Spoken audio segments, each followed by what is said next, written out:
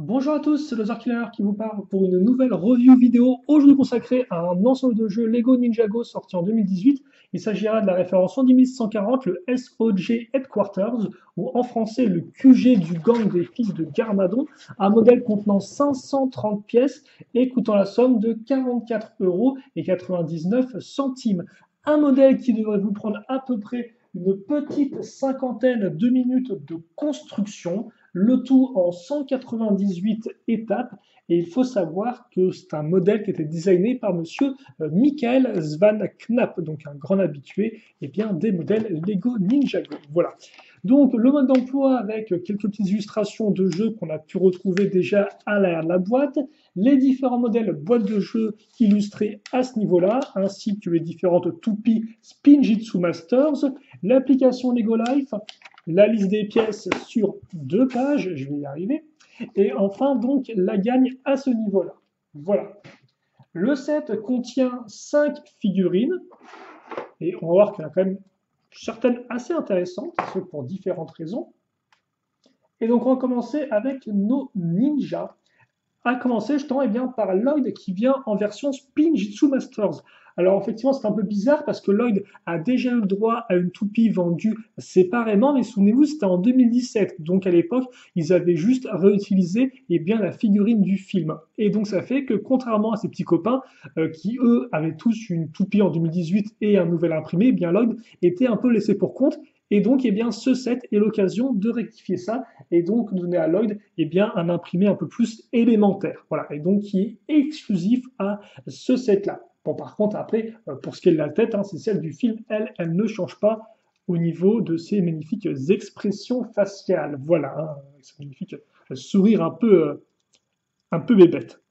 On lui met sa cagoule à la Lloyd et on passe au prochain personnage qui est lui aussi exclusif à cette là. Il s'agit de Snake Jaguar, ou en français le serpent jaguar, mais forcément on l'aura tous reconnu, c'est Zane qui vient un peu en embuscade chez les fils de Garmadon. Et donc comme vous pouvez le voir, pas grand chose vraiment de plus à dire dessus parce qu'on va se rendre compte que les imprimés sont pas vraiment exclusifs, si ce n'est celui de la tête en effet. Il me semble que c'est la première fois qu'on l'a celui-ci, et donc il est visiblement exclusif à cette là. Et c'est vrai qu'en règle générale, la coupe de cheveux comme ça reste assez rare. Donc c'est toujours plaisant à avoir, je pense. Et donc maintenant vous avez vu cette nouvelle imprimée de tête exclusif, on peut voilà, refermer ça pour notre ami Snake Jaguar, donc qui rend plutôt bien. On passe ensuite à une des grosses pontes des fils de Garmadon, c'est Ultraviolet, donc la méchante un peu fofolle, on peut le dire. Et donc, Ultraviolet, qui elle n'est pas exclusif à cette là, car en effet, on pouvait aussi la retrouver dans le Ninja Nightcrawler. Mais comme vous pouvez le voir, entre les deux, il y a quand même de sacrées différences, car en effet, si la tête et les jambes sont les mêmes, le corps est entièrement différent. Et surtout, là où dans le Ninja Nightcrawler, notre ami Ultraviolet venait juste avec son masque Oni, là, elle vient avec sa queue de cheval. Donc, autant vous dire que les deux figurines sont suffisamment différentes pour que même si vous êtes déjà ultraviolet dans le Ninja Nightcrawler, ça en fasse comme une figurine plus ou moins presque entièrement nouvelle pour vous si vous achetez ensuite le QG. Et comme on peut voir, à l'imprimé de qualité, là encore, avec écrit Sons of G d'ailleurs sur sa tête, avec les petits tatouages qui vont bien. On continue avec nos fils de Garmadon avec Skip Vicieux, donc Skip Vicious en version originale, bien sûr une référence à Sid Vicious, un chanteur assez connu. Et donc Skip Vicieux, qui est entre guillemets exclusif. Alors le personnage est exclusif, toutefois les pièces ne le sont pas, car regardez à côté, qui est ce personnage qui lui ressemble comme deux gouttes d'eau? C'est Luke Cunningham, disponible dans le Canal V11. Donc effectivement, les deux personnages sont strictement identiques en termes de pièces, si ce n'est que Luke avait un casque avec vision nocturne, alors que lui a un casque avec visière, notre ami Skip. Donc c'est exclusif, mais pas vraiment en fait. Les pièces sont bien réutilisées.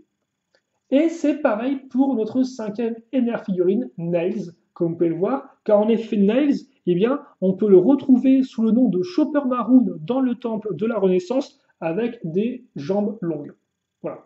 Donc là encore, figurine exclusive par le nom, mais dont les pièces sont réutilisées à 90% dans une autre figurine. Donc bon, après, on est d'accord qu'effectivement, Chopper Maroon comme ça, pour 75 euros, hein, forcément, ça revient un peu moins cher de vous payer le QG avec Nails. Mais bon, effectivement, c'est les mêmes, donc c'est important à savoir, ça je pense. Bien sûr, toutes ces figurines ont le droit à des imprimés de dos, qui sont d'ailleurs très bien faits, comme vous pouvez le voir, hein, avec le petit logo, avec le casque de Garmadon et le guidon qui va bien. Et d'ailleurs, c'est pareil aussi pour notre ami Lloyd. Et donc oui, comme vous avez pu le voir, hein, Snake Jaguar, son imprimé à lui, c'est le même que Skip Vicious. À noter aussi que vous aurez un masque Oni dans ce set. Il s'agit du masque Oni de la haine, donc vous pourrez aussi retrouver dans le Ninja Nightcrawler ainsi que dans le Temple de la Renaissance. On va maintenant commencer avec la toupie, car en effet, si Lloyd vient avec son imprimé toupie, eh bien, il vient aussi avec la toupie en elle-même. Et donc, une toupie qu'on peut décomposer entre guillemets en plusieurs éléments. Le premier, eh bien, de ces éléments, c'est le manche, comme vous pouvez le voir. Alors, à noter que pour ceux qui se demandraient quelle est la différence entre le manche inclus dans ce modèle-là et le manche inclus dans la toupie 2017 de Lloyd, eh bien, la réponse, c'est aucune, car en effet, comme vous pouvez le voir, les deux sont strictement identiques en termes de forme, en termes de couleur, c'est la même chose. Donc, il n'y a pas. Voilà, c'est comme ça, hop là, hop là, hop là, devinez laquelle est la bonne. Vous ne pouvez pas, c'est les mêmes. Donc, effectivement, eh bien, c'est le même, la même poignée, excusez-moi. Donc, on a ça. Ensuite, on a la toupie en elle-même. Donc, c'est un gros bloc de plastique solide. Et effectivement, il y aura besoin que ce soit solide parce que, à la vitesse où ça part, eh bien, ça a besoin d'encaisser les chocs. Donc, le plastique en plus est le bienvenu. À noter que là, par contre, il est différent de la toupie de Lloyd 2017 qui a été verte, je vous rappelle. Hein. Donc là, au moins, c'est doré, c'est une nouvelle couleur. On peut au moins souligner l'effort. Puis après, vous avez ce qu'on peut appeler l'œuf, pour faire simple. Donc en deux parties. La partie basse, vous mettez la figurine dedans, et la partie haute pour entièrement la fermer. Ensuite, après, on va finir la toupie en assemblant ces parties-là. Après, si on met dans cette partie-là, donc c'est de grosses briques qu'on avait déjà pu avoir avec la Jitsu et qui va permettre eh bien, de lancer, enfin de coincer la toupie. Et enfin, notre crémaillère, là encore, reprise des Jitsu afin de lancer tout ça. La démo, on la verra juste après en pratique. Donc pour l'instant, c'est juste pour vous montrer un peu à quoi ça ressemblait.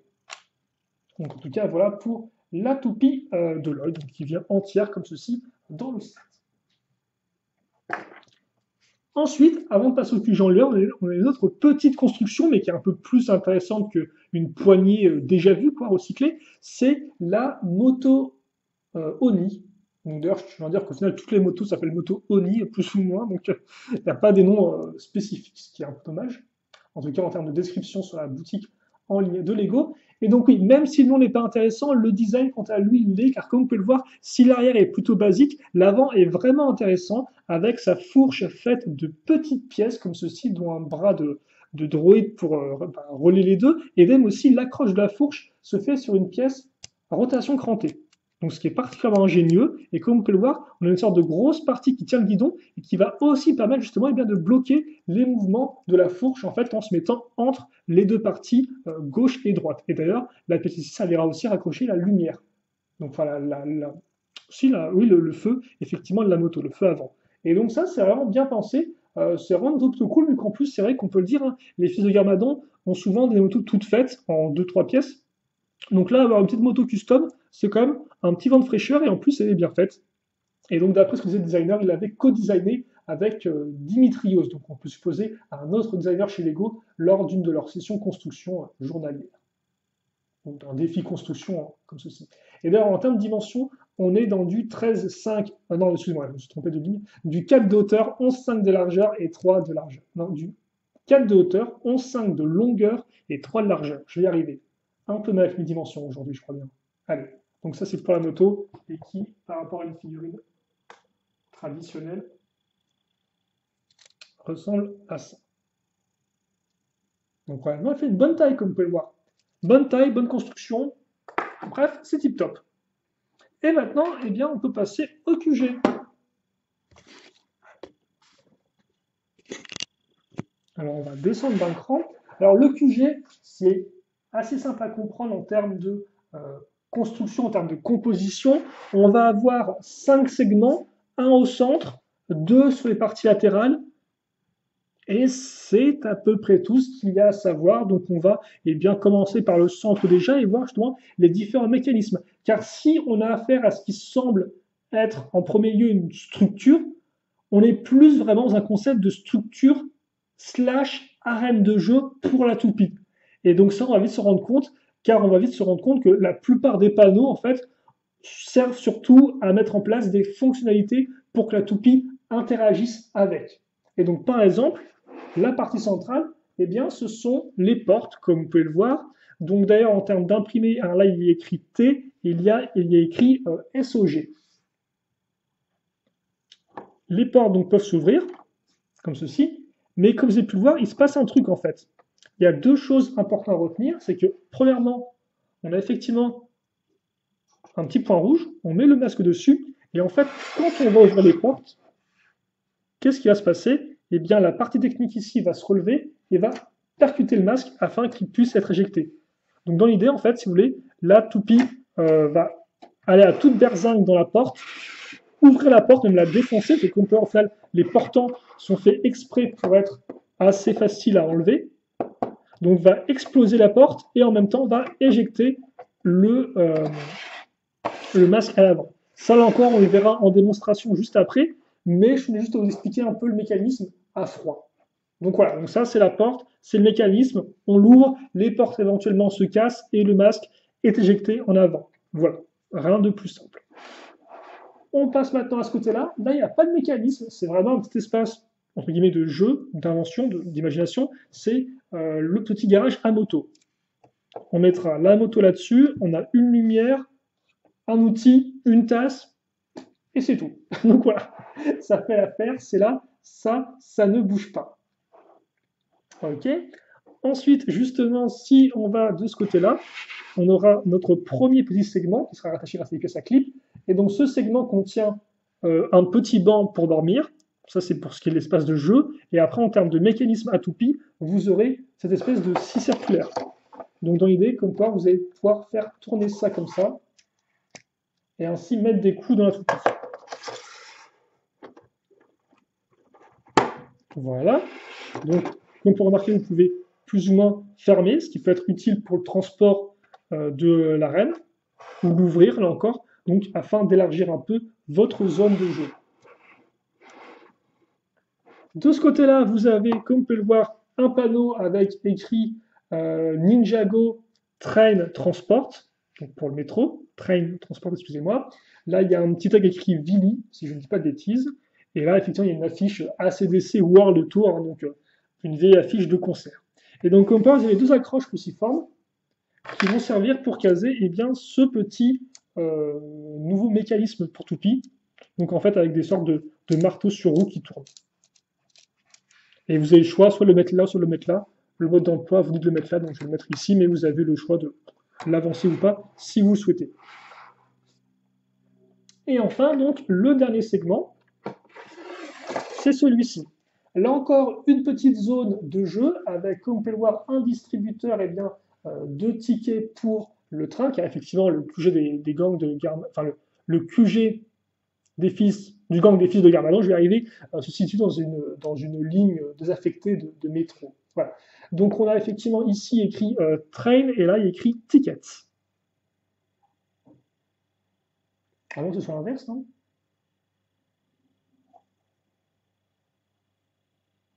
Non, là il y a écrit tickets et là il y a écrit train. Mais non, oui, train et tickets, excusez-moi. Bon, je ne sais pas trop ce que j'ai dit, pas important. Et donc effectivement, ce petit guichet qui peut s'enlever et qui, là encore, pourrait être percuté par la toupie. Et en parlant de toupie, justement, vous avez le même type de mécanisme à ce niveau-là. Alors, vous remarquez que la construction est symétrique par rapport à l'autre côté.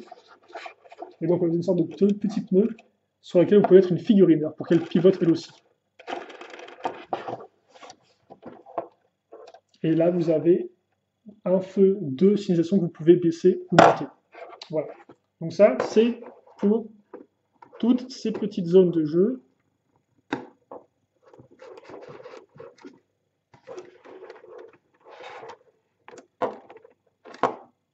Et donc, voilà le résultat fermé. Donc, aussi bien plié à l'extrême, hein, donc comme part, ça ne prend pas beaucoup de place, ce qui peut toujours être pratique pour certains qui n'ont pas beaucoup de place dans leur chambre, ou effectivement déplier comme ceci.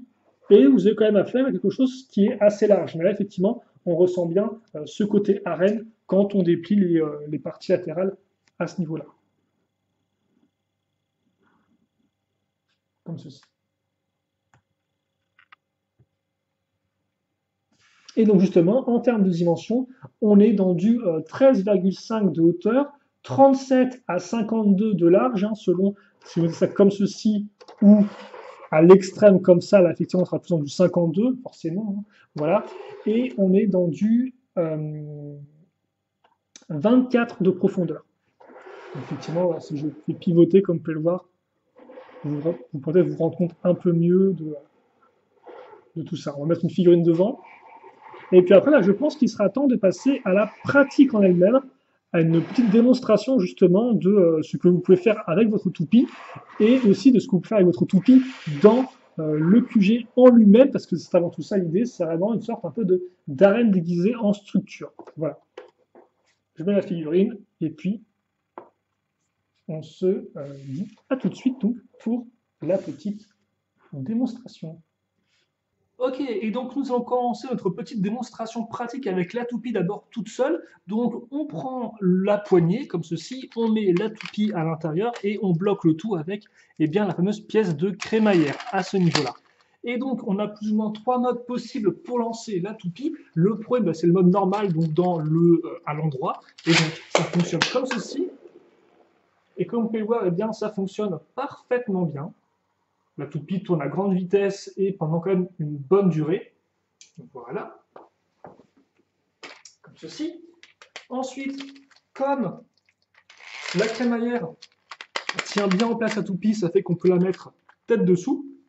Et aussi la lancer grâce à la petite pièce d'œuf, entre guillemets, qui fonctionne aussi comme une sorte de pseudo-pointe.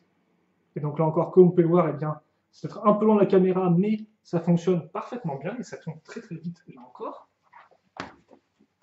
Comme ceci. Et enfin, on va avoir le mode de roue. C'est-à-dire qu'effectivement, on va pouvoir mettre, après avoir mis au-dessus, en dessous, on peut le mettre aussi sur le côté et donc lancer ça comme ceci. Et comme vous pouvez le voir, elle est très vivace en mode roue. Donc là, forcément, elle est un peu s'écraser contre le mur vu qu'il n'y a pas non plus une très grande distance, mais elle peut vraiment parcourir de grandes distances en mode roue vu qu'elle va encore très rapidement. Vous pouvez voir, elle veut foncer. Et donc c'est un peu les 3 modes principaux que vous pouvez faire avec la toupie. Alors forcément après, selon l'inclinaison dont vous lancez la toupie, selon la vitesse, la hauteur, si vous avez des rampes ou pas, vous pouvez faire des petits tricks avec votre toupie. Toutefois, ça c'était avant tout le B.A.-ba donc de ces nouvelles Spinjitzu Masters. Et donc maintenant justement, on va voir un peu comment ça rend avec la structure en elle-même du QG, comment la toupie va interagir avec les différents mécanismes. Et donc, on retrouve notre QG et ses différents points d'intérêt qui vont pouvoir interagir avec la toupie. Donc, je vous rappelle, la scie circulaire, le pneu, les marteaux, ainsi que la porte. J'ai enlevé la moto parce que c'est plus une sorte d'obstacle qu'autre chose, mais vous pouvez quand même la laisser si vous le souhaitez. Il y a aussi le distributeur de tickets que j'ai zappé de mentionner, donc qui est présent ici. Et donc, tout d'abord, on va commencer en essayant de lancer tout simplement la toupie au centre de l'arène et voir un peu comment elle interagit. Donc, on va faire comme ceci. Et donc l'idée, en fait, c'est que vous n'êtes pas non plus censé laisser la toupie toute seule. C'est-à-dire qu'effectivement, vous êtes censé un peu quand même bouger et le pneu comme ceci. Alors par contre, là, effectivement, elle va rester en son coin. Donc oui, vous pouvez effectivement, d'une part, lancer la toupie et voir comment elle interagit toute seule. Mais l'idée, quand même, c'est d'utiliser ensuite vous-même vos petites mimines pour bouger ces différentes parties afin de taper la toupie avec. Voilà. Donc là, j'ai pas vraiment eu l'occasion de le faire parce que là encore, des fois, la toupie décide de partir un peu comme elle le souhaite.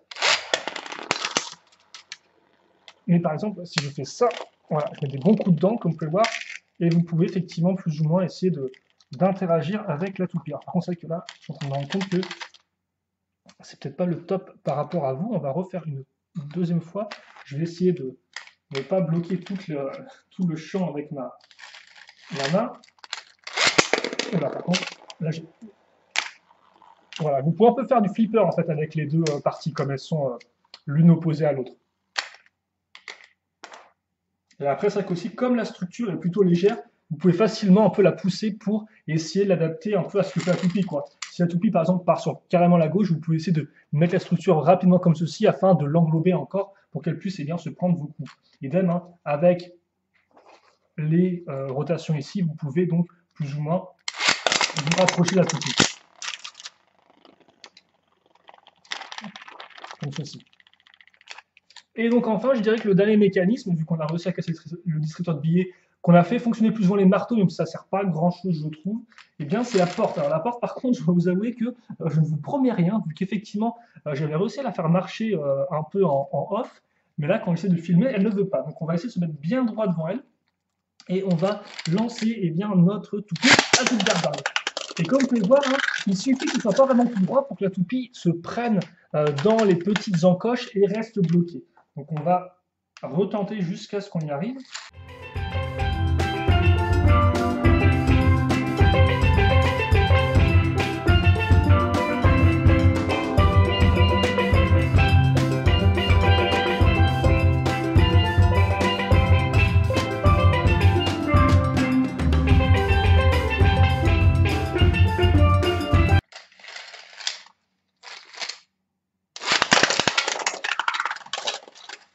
Yes! Enfin, j'y suis arrivé. Bon, on peut maintenant passer à la conclusion. Et donc, au final, eh bien, que penser de ce QG du gang des fils de Garmadon? C'est assez particulier, je pense, vous l'aurez compris.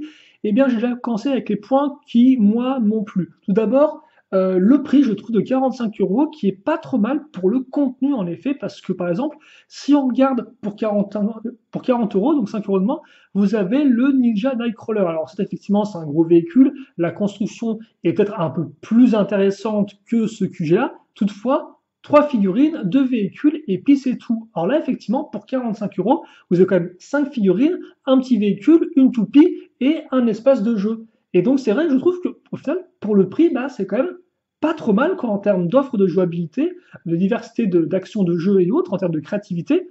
C'est un modèle qui, quand même, a de quoi faire, quoi. Donc, aussi bien course-poursuite entre toupie et moto ou autre, honnêtement, 45 €, c'est un bon prix pour ce contenu-là, voilà, qui offrira pas mal de types de scènes de jeu et autres. Justement, en parlant de jouabilité, les figurines, comme j'ai dit, 5, c'est pas rien, quand on pense que dans la plupart des autres modèles, on a souvent eh bien, 2-3 figurines avec du genre eh bien, 2 gentils, un méchant, et puis c'est tout. Or là, comme on peut le voir, QG oblige, on a 3 membres du gang des fils de Garmadon. Alors effectivement, certaines de ces figurines ne sont pas vraiment exclusives ni rien qu'on a pu voir ensemble, mais tout de même, 3 figurines, eh bien, c'est pas trop mal pour soit compléter votre collection du gang, ou alors la commencer au pire. Ça peut aussi être effectivement un bon point de départ. En plus de ça, vous avez donc Zane en version infiltrée qui rend plutôt bien, ainsi que Lloyd avec sa tenue énergisée, tenue assez peu courante, mais forcément, bah, c'est pas une traditionnelle comme on a l'habitude de voir, donc qui peut toujours, elle aussi, vous intéresser éventuellement. Donc, bonne section de figurines, bon prix, la moto aussi est plutôt cool, bonne construction, le fait d'avoir une toupie entière, là aussi, c'est assez intéressant. Vous pouvez au final eh bien, l'emmener partout avec vous. Elle n'est pas, entre guillemets, liée au modèle. Vous pouvez même l'emmener pour jouer dehors avec, par exemple, ce qui est plus facile qu'avec des Lego qui risquent de s'abîmer ou autre. Donc, ça, effectivement, c'est les points que j'aime bien. Et c'est vrai aussi qu'en termes de structure, bah, on a quand même pas mal de zones différentes. Les portes, la petite couchette, l'aspect garage, le distributeur, tous ces éléments, je pense, qui permettent vraiment de recréer un peu l'atmosphère d'une voie désaffectée de métro. Honnêtement, tous ces aspects-là rendent plutôt bien. Alors après, vous allez dire, c'est quoi le problème aux heures qu'il a? Vous disant, pour l'instant, tout va bien.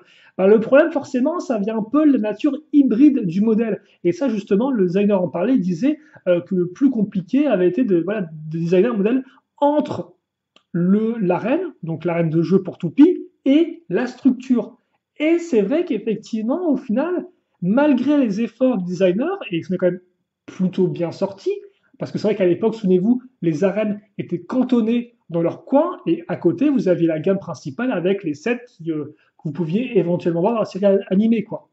Et puis c'est vrai qu'en 2015, avec le Airjitsu, on a eu l'arène Airjitsu, et c'est vrai qu'on était déjà un peu plus proche d'une structure traditionnelle. Et donc là, on va encore un pas en avant, vu qu'on intègre carrément le côté arène à une zone de jeu, à une structure qui a une place importante dans l'histoire. Le QG des fils de Garmadon, là où ils se rassemblent. Et donc forcément, cette nature hybride fait que on doit aussi bien caser des mécanismes que mettre des détails pour l'aspect structure zone de jeu. Et c'est là où le bas blesse, c'est que je trouve que l'un comme l'autre, forcément, en pâtissent un peu.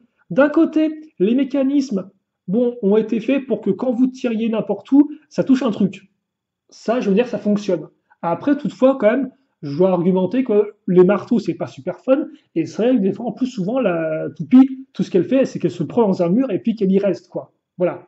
Alors, bien sûr, après aussi, les zones de jeu comme ça, c'est plus fun à deux, avec plusieurs personnes qui contrôlent les trucs, voilà, etc., qui lancent sa toupie. Bon, même sur ça de côté, c'est vrai que des fois, je trouve que les mécanismes de jeu que la toupie aurait mérité à être peut-être un peu mieux, quoi. Voilà, parce que des fois ça marche pas trop, ou des fois c'est juste pas super intéressant. Et après, du côté des détails pour l'aspect structure, bah hélas, là encore, c'est mieux que le strict minimum, mais c'est pas incroyable non plus. Et c'est dommage parce que justement, quand je construisais l'aspect, par exemple le côté garage, je me disais, ah, c'est dommage qu'on n'ait pas plus d'éléments de garage, des petits chariots, des trucs comme ça. Au final, non. Vous avez une clé, une tasse de café, une lampe, et c'est terminé. Idem, les couchettes, c'est vite vu. Encore plus quand on se rend compte que la construction en elle-même, forcément, n'est pas non plus extraordinaire. Hein. Je veux dire, ça, c'est plus ou moins pareil que ça en termes de construction, et le reste se construit assez simplement, quoi. Donc c'est vrai que là encore, en termes de structure pure, bah, c'en est pas une. Donc forcément, on retrouve pas autant de détails qu'on aimerait avoir. Et c'est vrai qu'on se dit juste, bon, au final, ah ben c'est dommage, parce que j'aurais bien aimé au final qu'il fasse juste une structure du QG et puis qu'il vire les éléments superflus les éléments d'arène, quoi, pour se concentrer juste sur les détails et autres. Mais bon, forcément, c'était pas le plan, hein, très clairement, vu qu'ils avaient une nouvelle gamme de toupies. Je pense qu'ils voulaient faire d'une pierre deux coups et mixer les deux. Et je suis tout à fait pour ça, personnellement, ça rend les arènes un peu plus intéressantes, mais c'est vrai que d'un côté, on perd un peu niveau détail. Voilà. Donc c'est vrai qu'on est dans cet entre-deux-là, et ça peut effectivement en déplaire à certains. En tout cas, c'est vrai que moi, ça me laisse un peu mitigé, malgré forcément l'aspect jouabilité qui est rajouté par-dessus une structure traditionnelle. Voilà. Donc c'est vrai que c'est un peu mon avis, quoi, un avis un peu mitigé, entre très bons points d'un côté et quand même ce sentiment que, ah mince, quand même ce côté hybride, j'aurais très aimé une vraie bonne structure. Après, toutefois, on ne va pas bouder son plaisir, j'ai envie de vous dire, parce que c'est vrai qu'en termes de structure, bah, il n'y en a pas beaucoup en fait, cette année, à part le temple, enfin en cette vague-là, excusez-moi, à part le temple, c'est tout. Donc là, avoir une représentation physique du QG du gang, bah, je veux dire, c'est mieux que rien personnellement, et c'est quand même bon à prendre, et ça fait une structure en plus, malgré, hélas, les petites limites que peut avoir ce type de modèle de type hybride. Donc ça, c'était tout pour mon avis à moi. Si vous, il vous reste des questions, des commentaires, et bien n'hésitez pas à les poser, j'y répondrai avec grand plaisir, comme d'habitude. Pour le reste, portez-vous bien, passez une bonne journée, une bonne soirée, une bonne ce que vous voulez, et à la prochaine. Salut à tous et à toutes.